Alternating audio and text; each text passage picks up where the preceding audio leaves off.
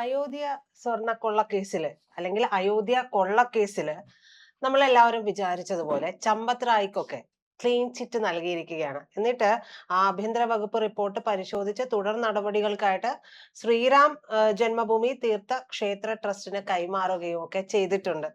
ഇതിനപ്പുറമൊന്നും ആദ്യം പറഞ്ഞതുപോലെ തന്നെ പ്രതീക്ഷിച്ചിട്ടില്ലല്ലോ. അപ്പൊ ഈ കേസ്, ഈ കൊള്ള ഇവിടം കൊണ്ട് അവസാനിക്കുകയാണ് എന്നുള്ളതല്ലേ? അല്ല, കൊള്ള അവിടം കൊണ്ട് അവസാനിക്കും. കാരണം കേസ് മുമ്പോട്ട് പോവില്ല. കാരണം കേന്ദ്രം ഭരിക്കുന്നതും UP ഭരിക്കുന്നതും BJP ആണ്. ഈ രാമക്ഷേത്രത്തിന്റെ ഏറ്റവും പ്രാധാന്യം എന്താ വെച്ചാൽ BJPയുടെ ഐക്കണാണ് രാമൻ. അതെ. അങ്ങനെയാണല്ലോ അവർ ഇന്ത്യയിൽ മുഴുവൻ പടർന്നത്. രാമനെ കാണിച്ചും ഒരു പരിധിവരെ മോഡിയെ കാണിച്ചുമാണ് അവർ വന്നത്. മോഡി മാജിക്, രാമൻ മാജിക് ഒക്കെയാണ്. ഇന്ത്യ മുഴുവൻ യാത്ര നടത്തുന്നു, പള്ളി പൊളിക്കുന്നു, അമ്പലം പണിയുന്നു, അവിടെ പ്രതിഷ്ഠ നടത്തുന്നു. ഇങ്ങനെയൊക്കെയുള്ള കലാപരിപാടികളൊക്കെ പലതും നമ്മൾ കണ്ടു. ഇതിനൊക്കെ ഒരു വലിയ വിഭാഗം ആളുകളെ ധരിപ്പിക്കാനും പറ്റി. ഞങ്ങൾ രാമന്റെ ആളുകളാണ്, രാമൻ അനീതിക്കെതിരായി നിൽക്കുന്ന ആളാണ്, അങ്ങനെയാണല്ലോ രാമൻ പറയുന്നത്. പക്ഷെ ഇപ്പൊ സംഭവിച്ചെന്താ? രാമന്റെ അയോധ്യയിലാണ് കൊള്ള മുഴുവൻ നടന്നത്. മുഴുവൻ കൊള്ളയും. രാമൻ ഇപ്പൊ ഒരു ബിംബമായതുകൊണ്ട് രാമനിപ്പോ ഒന്നും ചെയ്യാൻ പറ്റില്ല. പക്ഷേ രാമന്റെ ആ ക്ഷേത്രത്തിന്റെ തുടക്കം മുതൽ ജനങ്ങൾക്ക് അവിശ്വാസം ഉണ്ടായിരുന്നു. ഒരു ഉദാഹരണം പറഞ്ഞാൽ, ഞാൻ 84-ൽ അയോധ്യ ചെല്ലുമ്പോൾ അവിടെ 34 രാമക്ഷേത്രങ്ങൾ ഉണ്ടായിരുന്നു. ഇന്ന് അവിടെ ഒരു രാമക്ഷേത്രമേ ഉള്ളൂ, അത് ബാബറി മസ്ജിദാണ്. അന്ന് ബാബറി മസ്ജിദ് പൂട്ടിക്കിടക്കുക. ആ സമയത്താണ് ബാക്കി 34 രാമക്ഷേത്രങ്ങളിൽ നിന്നില്ല, അടിച്ചു പൊളിച്ചു കളഞ്ഞു. കാരണം അതുണ്ടായാൽ പിന്നെ ഇതിന് മാർക്കറ്റ് കിട്ടില്ല, കോമ്പറ്റീഷൻ വരില്ലേ. അതുകൊണ്ട് എന്ന് പറഞ്ഞാൽ രാമനെ അവർ ദ്രോഹിച്ചുകൊണ്ടാണ് രാമക്ഷേത്രം അവിടെ പണിതെന്ന് വിശ്വസിക്കുന്ന ഒരാളാണ് ഞാൻ. കാരണം ഇവർക്കൊരു ഐക്കൺ ബാബറി മസ്ജിദ് പൊളിച്ച് രാമക്ഷേത്രം പണിയുക എന്നുള്ളത് ഇവരൊരു ടാർഗറ്റായി. അല്ലെങ്കിൽ വേറെ ഏതെങ്കിലും രാമക്ഷേത്രം മതിയല്ലോ. എല്ലാ രാമക്ഷേത്രങ്ങളും അവകാശപ്പെട്ടിരുന്നത് ഞങ്ങളുടെ ഇവിടെയാണ് രാമൻ ജനിച്ചത്. അതൊക്കെ നമ്മൾ കേട്ടിട്ടുള്ളത്. ഏതായാലും അതൊക്കെ പോയി. ഇപ്പൊ ഈ രാമക്ഷേത്രം വന്നു. ഇന്ത്യ രാജ്യത്ത് അവര് അതുകൊണ്ട് ഭരണം പിടിച്ചു, പല സംസ്ഥാനങ്ങളിലും പിടിച്ചു. കൗബെൽറ്റ് എന്ന് പറയുന്ന സ്ഥലത്തും ഒക്കെ അവർ വലിയ സ്വാധീനം ഉണ്ടാക്കി. പക്ഷെ ഇപ്പൊ സംഭവിച്ചത് ഇവരുടെ 2 ഐക്കണും തകർന്നു പോയി എന്നുള്ളതാണ്. മോഡി ഐക്കണും തകർന്നു, രാമൻ ഐക്കണും തകർന്നു. കാരണം മോഡി ഐക്കൺ ഇപ്പൊ കഴിഞ്ഞ പാർലമെന്റ് സമ്മേളനത്തോടുകൂടി ഏതാണ്ട് അവസാനിച്ചു. കാരണം പാർലമെന്റിൽ വന്ന് ചോദ്യത്തിന് മറുപടി പറയാൻ മോഡി മാത്രമല്ല, അമിത്ഷാ പോലും വന്നില്ല. എന്ന് പറഞ്ഞാൽ യുവാക്കളുടെ ഏറ്റവും നീറുന്ന ഒരു പ്രശ്നവുമായി ബന്ധപ്പെട്ടാണ്. എന്ന് പറഞ്ഞാൽ ഇവർക്ക് ജനങ്ങളെ ഫേസ് ചെയ്യാൻ, പാർലമെന്റിനെ ഫേസ് ചെയ്യാൻ ധൈര്യമില്ല. അത് ജനങ്ങൾക്ക് ഏതാണ്ട് ബോധ്യമായി കഴിഞ്ഞൊരു കാര്യമാണ്. രണ്ടാമതാണ് രാമൻ വന്നു. ഈ രാമക്ഷേത്രം നിർമ്മാണം തുടങ്ങിയ കാലം മുതൽ, അല്ലെങ്കിൽ അതിന്റെ പ്രവർത്തനത്തിലേക്ക് വന്ന ഘട്ടം മുതൽ വളരെ കൃത്യമായും പ്രധാനമന്ത്രിയുടെ ഓഫീസ് നേരിട്ടാണ് ഇടപെട്ടത്. UP മുഖ്യമന്ത്രി യോഗി ആദിത്യനാഥിന് അതിൽ കാര്യമായൊരു പങ്കും ഉണ്ടായിരുന്നില്ല. ഇവൻ RSSന് പോലും പങ്കുണ്ടായിരുന്നില്ല എന്നാണ് പറയുന്നത്. ഇപ്പോ സന്യാസിമാരൊക്കെ മോഡിക്കെതിരെ, രാമക്ഷേത്രത്തിലെ കൊള്ളക്കെതിരെ, ഈ അനിൽ മിശ്രയും അല്ലെങ്കിൽ ചമ്പത് റായിയും ഒക്കെ പ്രധാനമന്ത്രി നേരിട്ട് നിയമിച്ച ആളുകളാണ്. ദില്ലി, കോട്ടയ, ഇവരുടെ നിയന്ത്രണത്തിലാണ് ഇത് മുഴുവൻ നടന്നിരുന്നത്. ഇത് ഇത്രയും വലിയൊരു കൊള്ള അവിടെ നടക്കുമ്പോൾ 3-4 താൽക്കാലിക ഉദ്യോഗസ്ഥന്മാർ കാശെടുത്ത് സഞ്ചരിട്ട് കൊണ്ടുപോയിട്ട് പറ്റിയതാണെന്ന് ഒരാൾക്കും പറയാൻ പറ്റില്ല. കാരണം അങ്ങനെ കൊണ്ടുപോകാൻ പറ്റുന്ന ഒരു സംവിധാനം അവിടെ ഉണ്ടോ? ആരെയാണ് ഇത് ഏൽപ്പിച്ചത്? ആരാണ്? ഇപ്പൊ സ്റ്റേറ്റ് ബാങ്കിൽ നിന്റെ 2 ഉദ്യോഗസ്ഥരെ ഇവർ വാടകയ്ക്ക് എടുത്തിട്ടാണ് കൗണ്ടിങ് ഏൽപ്പിച്ചതെന്നാണ് പറയുന്നത്. ആ ഉദ്യോഗസ്ഥർക്ക് കുഴപ്പമുണ്ടോ? അവരാണ് ഇതിന്റെ ചുമതലക്കാർ. അവർ ശിക്ഷിക്കപ്പെട്ടിട്ടില്ല. അവർക്കൊന്നുമില്ല. അപ്പൊ തന്നെ സ്റ്റേറ്റ് ബാങ്ക് ഡയറക്ടർ അല്ല. ഇപ്പോ ഞാൻ ശബരിമലയിലും ഗുരുവായൂരും അതുപോലെയുള്ള വലിയ ക്ഷേത്രങ്ങളിൽ, തിരുപ്പതിയൊക്കെ പൈസ വരുന്നത് കണ്ടിട്ടുണ്ട്. ഇതിനേക്കാൾ കൂടുതൽ വരും, പ്രത്യേകിച്ചും തിരുപ്പതിയൊക്കെ. അപ്പൊ ഒരു വലിയ ചൂട്ടിൽ കൂടി, ഒരു കുഴലിൽ കൂടി താഴേക്ക് വരികയും താഴെ ഇരുന്ന ആളുകൾ എണ്ണി അത് തിട്ടപ്പെടുത്തി അപ്പൊ തന്നെ കെട്ടുകെട്ടാക്കി അല്ലെങ്കിൽ ഇതാക്കി 100-ന്റെ 500-ന്റെ 1000-ന്റെ ഒക്കെ ആക്കി അവർ വിടും. സ്വർണ്ണമുള്ളത് വേറെ വയ്ക്കും, അപ്പൊ തന്നെ സ്വർണം തൂക്കും. എന്നിട്ട് എത്രയാണ് അത് എൻട്രി ചെയ്യും. ഇതൊക്കെ കമ്പ്യൂട്ടറിൽ എൻട്രി ചെയ്തുകൊണ്ടിരിക്കും. ഒരു ബാങ്കാണ്. എന്നിട്ട് ഫൈനലി അന്നത്തെ കളക്ഷൻ ഇത്ര മണി മുതൽ ഇത്ര മണി വരെ ഇത്ര കളക്ഷൻ ഉണ്ട് എന്ന് അവർ തീരുമാനിക്കും, കണ്ടെത്തും. അതിനനുസരിച്ച് അത് അപ്ഡേറ്റ് ചെയ്യും. ഇവിടെ ഇതൊന്നും നടന്നിട്ടില്ല. മാത്രമല്ല, എണ്ണാൻ പോകുന്ന സ്ഥലങ്ങളിൽ ഇവർക്ക് ഒരു പ്രത്യേക യൂണിഫോം കൊടുക്കുക. അവരുടെ വസ്ത്രമല്ല, അവരുടെ വസ്ത്രം മാറ്റും.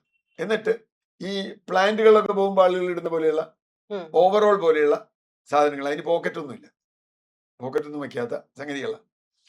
അങ്ങനെയുള്ള സാധനം ഇടും. പോകുമ്പോഴും വരുമ്പോഴും ഇവരുടെ ബോഡി സ്കാൻ ചെയ്യും. സ്കാൻ ചെയ്യും. ഇപ്പൊ മെറ്റൽ സാധനങ്ങൾ എന്തെങ്കിലും ഉണ്ടെങ്കിൽ പെട്ടെന്ന് പിടിയിട്ടു. ഈ വസ്ത്രം മാറണം, ഉം. വസ്ത്രം മാറി മറ്റേ വസ്ത്രം ഇടണം. എന്ന് പറഞ്ഞാൽ ഇവർക്ക് മുണ്ടിന്റെ ഇടയിൽ തിരുകാൻ പറ്റില്ല, പാന്റിന്റെ പോക്കറ്റിൽ തിരുകാൻ പറ്റില്ല, ഈവൻ അകത്ത വസ്ത്രങ്ങളിൽ പോലും തിരുകാൻ പറ്റില്ല, ഇന്നർ വെയേഴ്സിൽ പോലും തിരുകാൻ പറ്റില്ല. അങ്ങനെയാണ് അതിന്റെ സംവിധാനം. എന്തുകൊണ്ട് ഇന്ത്യ മുഴുവൻ, ലോകം മുഴുവൻ ഇവർ വലുതാക്കി കൊണ്ടുവന്ന രാമക്ഷേത്രത്തിൽ ഈ സംവിധാനങ്ങളൊന്നും ഇല്ലാതെ പോയി എന്നതിന് ഉത്തരം പറയേണ്ടത് അവിടെയുള്ള താൽക്കാലിക ജീവനക്കാരൊന്നുമല്ല. അതാണ് അതിന് ഒന്നാമത്തെ കാര്യം. അതോറിറ്റിയാണ്. അതിൽ അതോറിറ്റിയാണ്. അപ്പൊ ചമ്പത് റായും അനിൽ മിശ്രയും ഇക്കാര്യങ്ങൾ അന്വേഷിച്ചിരുന്നുവോ? നേരത്തെ പറഞ്ഞതുപോലെ ഇതിന് ഉത്തരവാദപ്പെട്ട ഉദ്യോഗസ്ഥരെ തെരഞ്ഞെടുത്തപ്പോൾ അവർക്ക് എന്തെങ്കിലും പ്രശ്നമുണ്ടെന്ന് കണ്ടെത്തിയോ? മൂന്നാമത്, എല്ലാ സ്ഥലത്തും CCTV ഉണ്ട്. 100% CCTV ആണ്. എല്ലാ കോർണറിലും വരുന്ന രൂപത്തിലാണ് ഇത് വയ്ക്കുക. കാരണം വെച്ചാൽ ഇത് പോകാൻ പാടില്ല. അതുപോലെ പോകുന്ന ആളുകളുടെ, വരുന്ന ആളുകളുടെ ഒക്കെ CCTV ഉണ്ട്. ഈ CCTV കുറെ കാലത്തേക്ക് വർക്ക് ചെയ്യുന്നില്ല. ആ CCTV ദൃശ്യം കുറെ മുമ്പുള്ള, വർഷങ്ങൾക്ക് മുമ്പുള്ള CCTV ദൃശ്യത്തിൽ ഇപ്പൊ കണ്ടെത്തിയിട്ടുണ്ട് ആളുകൾ എടുത്ത് കൊണ്ടുപോകുന്നു. അപ്പൊ ഇത്രയും കാലം ഈ CCTVയിൽ ഇത് കണ്ടിട്ടും ഈ ചേട്ടന്മാര് മിണ്ടിയില്ല. അതൊരു കാര്യം. അതുകൊണ്ട് തന്നെ ഇത്രയും കാര്യങ്ങളുള്ളത് കൊണ്ട് തന്നെ CCTVയോ അല്ലെങ്കിൽ സ്കാനറോ ഇവരുടെ ഡ്രസ്സോ ഇതൊന്നും കൊടുക്കാതെ ഇവർക്ക് ഇഷ്ടം പോലെ അവിടെ പോയി പൈസ എടുക്കാൻ തീരുമാനിച്ചത് ആരാണ് എന്ന ചോദ്യമില്ലേ?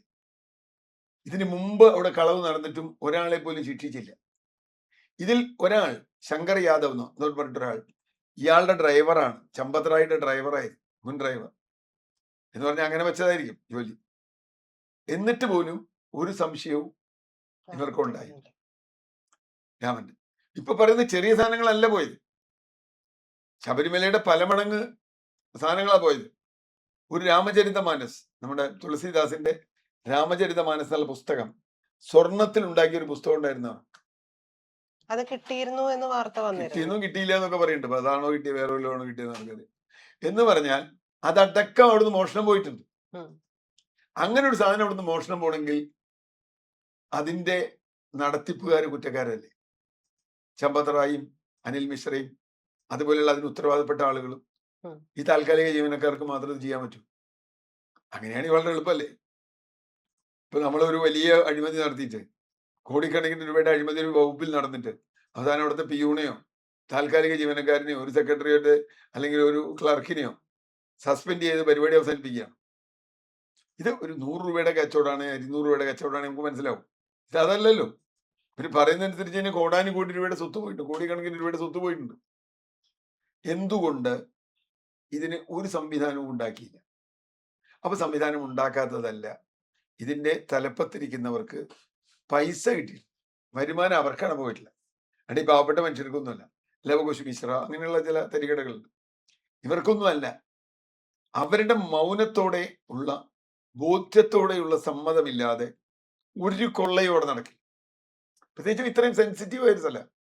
എന്തെല്ലാം സംഭവിക്കുക അവിടെ? അവിടെ നാളെ ഒരു ഭീകരാക്രമണം നടന്നാലും, ഈ വരുന്ന ഒരാൾ ഭീകരനെ കയ്യിൽ 2 ബോംബ് പോയിട്ട് വരണമെങ്കിലും ഇവരെന്ത് ചെയ്യും? നോക്കൂല, എന്തുവേണ്ടി ചെയ്യാലോ. അപ്പോ ആ അർത്ഥത്തിൽ ഗുരുതരമായ തെറ്റ് ഇവർക്ക് സംഭവിച്ചിട്ടുണ്ട്.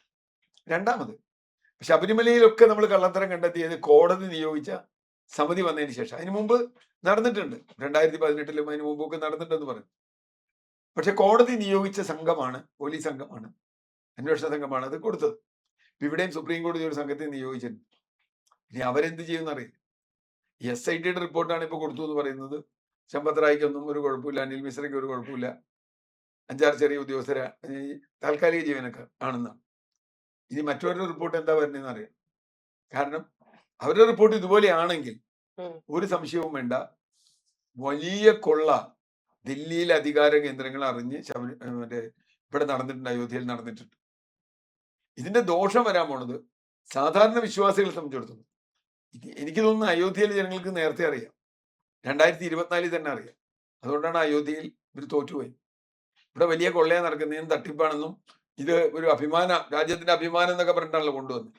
ഇത് അഭിമാനമല്ല എന്ന്, രാജ്യത്തിനും രാമനും അപമാനമാണെന്നും ക്ലിയറായി വന്നതുകൊണ്ടാണ് അവിടുത്തെ ജനങ്ങൾ തിരിഞ്ഞു കൂട്ടിയത് കഴിഞ്ഞ ലോക്സഭാ തെരഞ്ഞെടുപ്പ്. ഇനിയിപ്പോ അടുത്ത വർഷം ആദ്യം നിയമസഭാ തെരഞ്ഞെടുപ്പ് വരികയാണ്. അവിടെ BJPക്ക് അടി പതറാനുള്ള എല്ലാ സാധ്യതയും. കാരണം വിശ്വാസം പോയി, രാമനിലെ വിശ്വാസം പോയി, മോഡിയിലെ വിശ്വാസം പോയി. പിന്നെ ജനങ്ങൾ എന്ത് ചെയ്യണം? യോഗിയിൽ മാത്രം വിശ്വസിച്ച് വോട്ട് ചെയ്യും? അതില്ലല്ലോ. യോഗി മുഖ്യമന്ത്രി ആയിരിക്കുമ്പോഴല്ലേ വലിയ തോൽവി ഉണ്ടായത് ലോക്സഭാ തെരഞ്ഞെടുപ്പിൽ. ലോക്സഭാ തെരഞ്ഞെടുപ്പിൽ ഉണ്ടായ തോൽവിയേക്കാൾ ദുരന്തമായിരിക്കും നിയമസഭാ തെരഞ്ഞെടുപ്പിൽ ഉണ്ടാവും. എന്ന് പറഞ്ഞാൽ ബി.ജെ.പി. വലിയ വെല്ലുവിളിയാണ് ഇപ്പൊ നേരിടുന്നത്. അതിൽ നിന്ന് രക്ഷപ്പെടാൻ ഏതെങ്കിലും ചില താൽക്കാലിക ഉദ്യോഗസ്ഥന്മാരെ രക്ഷപ്പെടുത്തിയിട്ട് കാര്യമില്ല. ഈ സുപ്രീം കോടതിയുടെ റിപ്പോർട്ട് ഇതിനെതിരായിട്ടാണ് വരുന്നതെങ്കിൽ പ്രശ്നമുണ്ട്. അപ്പൊ ആരെയാണ് ഇത് ഏൽപ്പിക്കാൻ പോണത് ഇനി? എന്താണ് ഇതിന്റെ സംവിധാനം? അപ്പോ രാമനെ ഉപയോഗിച്ച് രാഷ്ട്രീയ അധികാരം പിടിക്കുക മാത്രമല്ല പണമുണ്ടാക്കുകയും ചെയ്തു എന്ന് ഇപ്പോൾ ജനങ്ങൾക്ക് ബോധ്യമായിരിക്കും.